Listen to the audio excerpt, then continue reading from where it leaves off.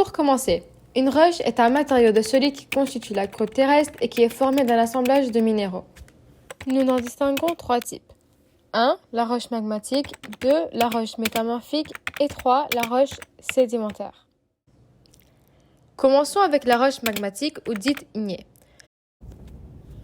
Souvent, nous caractérisons les roches ignées ou magmatiques comme les plus anciens types de roches.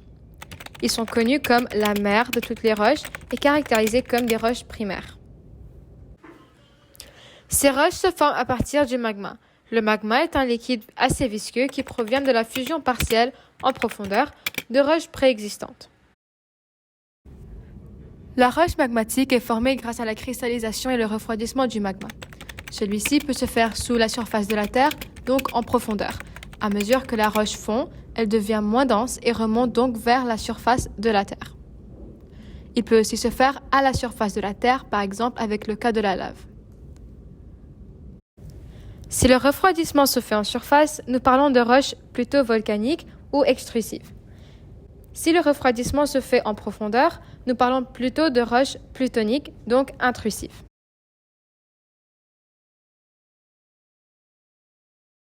Comment avons-nous identifié la roche durant cette sortie? Quelle était notre démarche en général? Premièrement, nous avons vu la roche à l'échelle macroscopique, donc à l'œil nu, qui nous permet de voir la texture et la structure de la roche très brièvement. Deuxièmement, nous avons utilisé une clé d'identification afin de nous aider à identifier cette roche.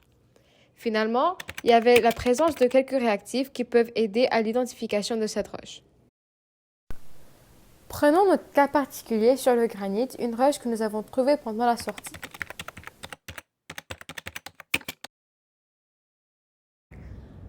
Les granites sont les roches plutoniques les plus répandues à la surface de la Terre.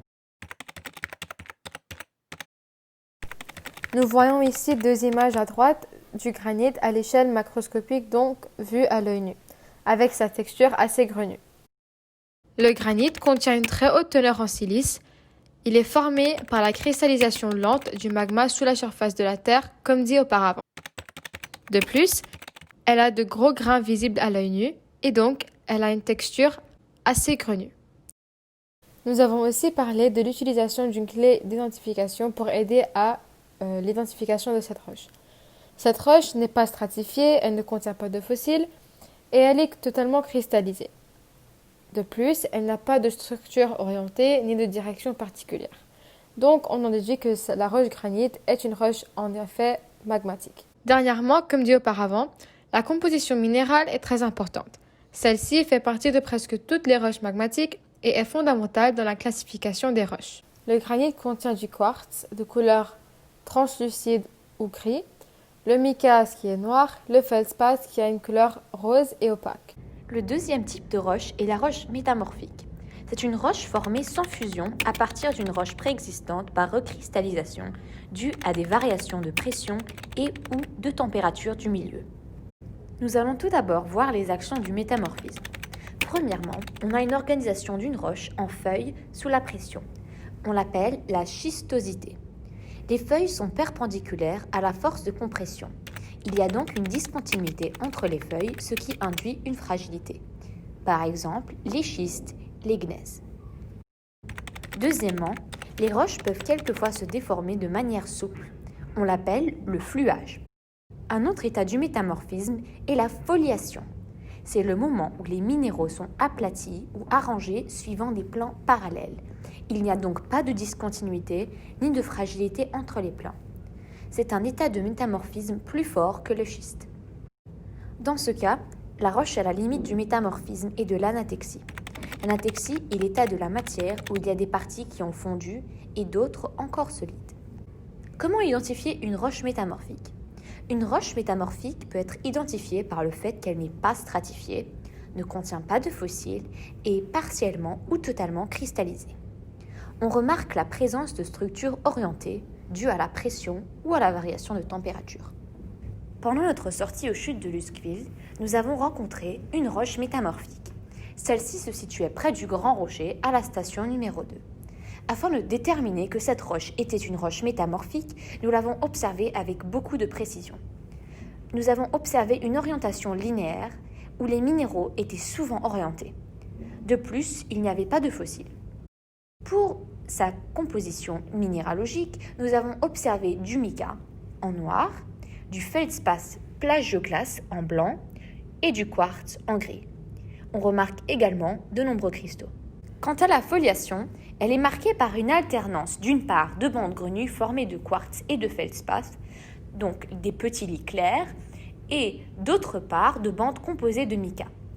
Cela veut dire de fins niveaux plus sombres. On trouve la gneiss dans les parties profondes, souvent les parties érodées des chaînes de montagnes, ce qui est le cas pour les chutes de l'Usquil. D'autres exemples de roches métamorphiques sont le schiste vert, le schiste bleu, l'éclogite, connu aussi sous le nom de métagabbro. De plus, on a le gneiss, le schiste marbre, connu également sous le nom de roche initiale sédimentaire. Troisièmement, parlons de la roche sédimentaire. Proviennent de l'accumulation de sédiments d'origine détritique ou biologique. Elles peuvent se trouver dans des lieux très variés en fonction de leur origine, par exemple détritique ou chimique. Afin d'identifier si une roche est sédimentaire, on observe si elle est disposée en strates superposées, souvent de nature différente, s'il y a des grains visibles ou non à l'œil nu, ou si elle contient des fossiles. Ces derniers sont des caractéristiques typiques d'une roche sédimentaire. Pendant notre sortie de géologie, nous avons fait un arrêt à Tony's Pasture. Ceci correspond au 3e site proche de l'eau. Nous avons identifié des fossiles, ainsi que des petits animaux morts proches du site qui deviendront des fossiles. La roche que nous avons observée est du calcaire. Nous l'avons déterminée grâce à l'acide chlorhydrique. Le calcaire réagit avec l'acide chlorhydrique dilué pour former du chlorure de calcium, un sel très soluble dans l'eau.